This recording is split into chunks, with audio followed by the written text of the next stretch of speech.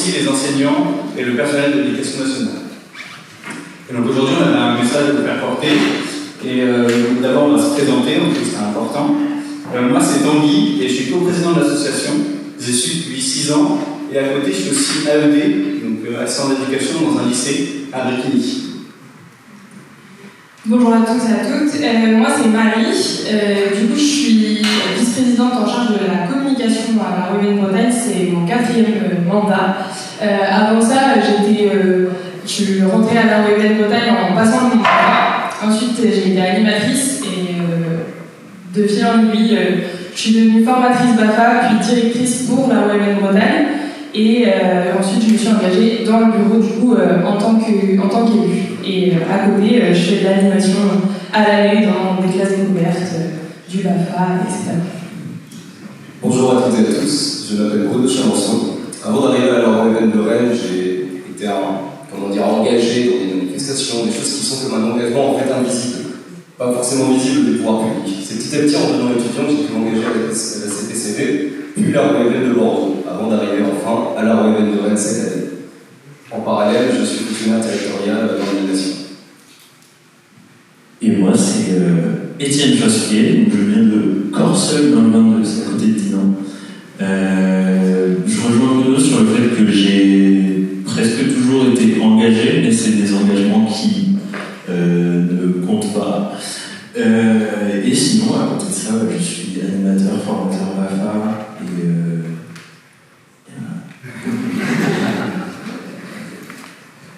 Du coup, le premier point qu'on voulait souligner, c'était le AER. En préparant ce point et en se questionnant sur l'engagement des jeunes, on a fait le constat qu'il existait beaucoup de dispositifs, mais on ne les connaît pas. Et du coup, on se dit peut-être qu'il faut qu'on arrête d'en créer et que d'abord on fasse le constat de ce qui existe, ce qui marche et ce qui ne marche pas, et pourquoi est-ce que ça ne marche pas, et comment les améliorer plutôt que de créer, multiplier les dispositifs.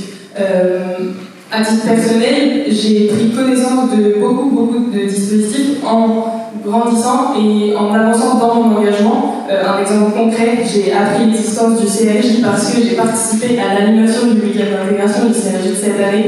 Avant ça, j'en avais aucune connaissance et pourtant je pense qu'en étant lycéenne, j'aurais bien aimé m'engager dedans parce que je trouve ça très chouette et important comme dispositif. Malheureusement, on n'en entend pas assez parler à mon avis. Et donc l'idée c'est peut-être qu'il ne faut pas attendre que les jeunes viennent dans ces dispositifs, mais peut-être re-questionner la communication qu'on fait de nos dispositifs et comment aller vers eux et elles, notamment dans les établissements scolaires puisqu'ils y sont majoritairement, mais aussi dans les parcs, dans la rue, là où ils s'engagent en fait mais on ne le voit pas. On a parlé des manifestations dans les rues, c'est un type d'engagement et les jeunes y sont. Peut-être que c'est là qu'on peut aller aussi les chercher sur des dispositifs qui peuvent leur être utiles et les amener à un engagement par la suite. Il y a aussi cet aller vers qu'il faut savoir questionner, cet aller vers existant. Quand on a des pouvoirs publics qui demandent aux jeunes de s'engager, de pouvoir mettre en place des actions, au niveau du sport, des cultures, de l'animation, mais qu'on a en même temps des politiques publiques actuellement, menées par les différents gouvernements, les derniers, qui mettent en place en fait des mesures plutôt libérales, justement, qui vont plutôt à l'encontre de ce qu'on va pouvoir demander aux jeunes. Alors pour poursuivre, une question très simple mais pour autant compliquée à répondre. Pourquoi les jeunes ne viennent pas dans les structures ? J'aimerais qu'on se penche déjà sur la journée d'aujourd'hui, qui est une journée d'engagement. Les gens qui viennent ici sont engagés. On est mercredi matin. Je pose ça là. Les jeunes ne viennent pas parce que les jeunes sont occupés en semaine, les jeunes travaillent, les jeunes ont des activités. Les lieux, c'est pareil, aujourd'hui on est à Rennes. Moi personnellement, je viens de Corseul, je le rappelle. Pour venir à Rennes, c'est toute une épopée si on n'a pas de voiture. Et passer le permis, de moins en moins de jeunes le font. Sinon, il y a un manque de savoir, de compétences. Alors, ce qu'on essayait de dire, c'est que, globalement, si, il y a du savoir et des compétences chez les jeunes, mais j'ai l'impression que c'est pas pris en compte, en fait, par les personnes qui sont déjà installées dans les structures, dans les associations. Va de même, et du coup, dans le même sens, pour le manque de légitimité. En fait, quand on essaye de parler, quand on essaye de se faire entendre, on est souvent pas écouté, et du coup, on se sent de plus en plus illégitime à faire partie de ces instances-là. Et en fait, ce que je vous dis là, ça a déjà été dit avant moi, aujourd'hui même, par plusieurs personnes. Donc c'est vraiment, ça soulève en fait le vrai problème. Et sinon, de l'agisme et tout ce qui va avec.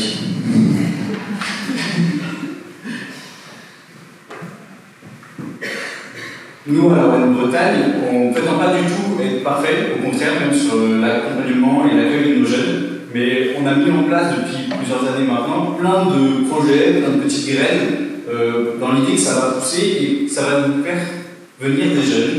Et on essaie le plus possible de les accompagner et de les accueillir. Donc, on a mis plein de choses en place. Et l'une des premières, c'est la cooptation.